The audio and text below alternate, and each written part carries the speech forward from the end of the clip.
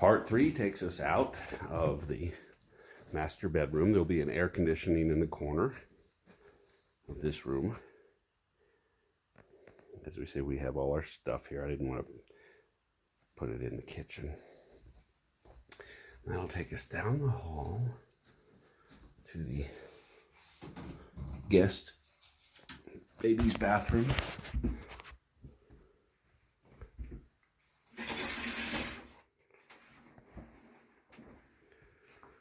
We have like a theme that is similar to the game.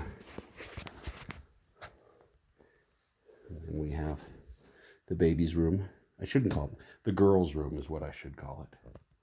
We have cooling in here. There'll be an air conditioner actually mounted on that wall. We can see that it is me.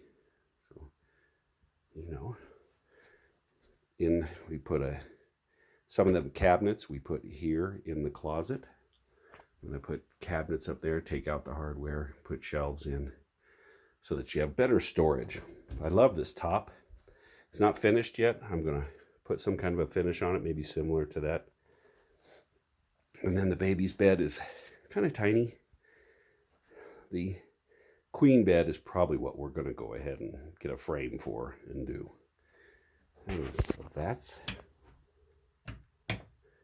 that room. That's pretty much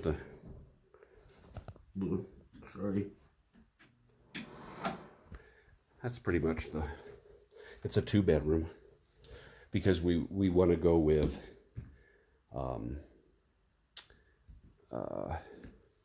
having little miniature houses instead of one big house. Have different houses that people can stay in separately. They'll each have their own kitchen and have their own bathroom, so they can stay that way and enjoy without everybody having to be together. Alrighty, that's it, guys. You should come up soon. Take care.